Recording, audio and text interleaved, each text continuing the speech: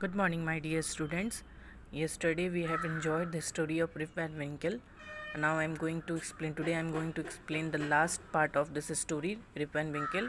Last part में हम लोगों ने क्या देखा था, सेकंड पार्ट में क्या देखा था हम लोगों ने कि रिप वैन विंकल जो था जो वापस लौटा था तो बहुत सरप्राइज़ था और वो सोच रहा था कि मतलब कैसे एक ही रात में उसके मूछें इतनी लंबी, दाढ़ियाँ इतनी लंबी कैसे हो गई हैं जो कि फुट तक पहुँच जा रही हैं। ठीक है, now I start this story.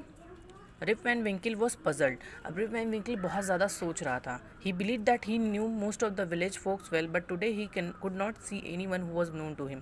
The children made fun of him, running behind him. Rip Van Winkle stopped by a place where there had been a school and asked the crowd that had gathered, "Where is Schooner, the schoolmaster?" Somebody said, "Oh, Schooner, he went to war in 63 and never came back."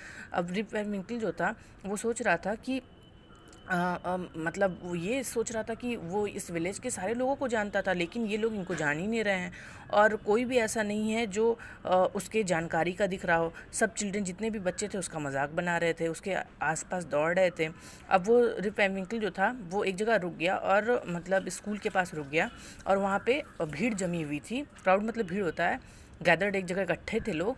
तो वो पूछता है क्या कि schooner कहाँ है, school master से पूछता है क्या कि स्कूनर कहाँ है।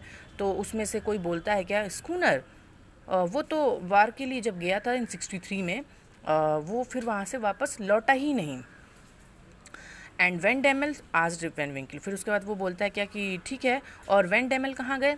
तो बोलते हैं लो he died 18 years back, said another voice in the ground. तो उसी भीड़ में से किसी दूसरे की आवाज़ आती है कि वो तो 18 साल पहले ही मर चुके हैं। ही डाइड 18 ईयर्स बैक, 18 साल पहले ही मर चुके हैं। Rip Van Winkle thought, am I going mad, have I slept all these year on the mountain. अब वो रिप वैन विंकल सोचने लगता है क्या कि मैं पागल हो गया हूँ क्या, मैं इतने साल तक माउंटेन पे सोता रहा क्या। फाइनली रिप वैन विंकल आज, does anyone here remember Rip Van विंकल।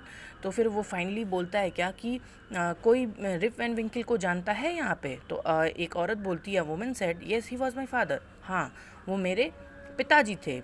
He went up the mountain 21 years back but never return.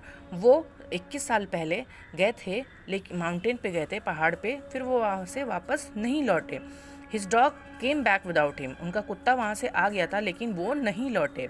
Rib Van Winkle was overjoyed, he said, daughter it is me Rip Van Winkle, don't you recognise me. वो बोलता, फिर थोड़ा सा वो खुश होता है rib Van विंकल, और उसके बाद बोलता है अपनी बेटी से कि बेटा मैं ही हूँ रिप वैन विंकल, तुम्हें नहीं याद आ रहा है, तुम मुझे पहचान नहीं रही हो।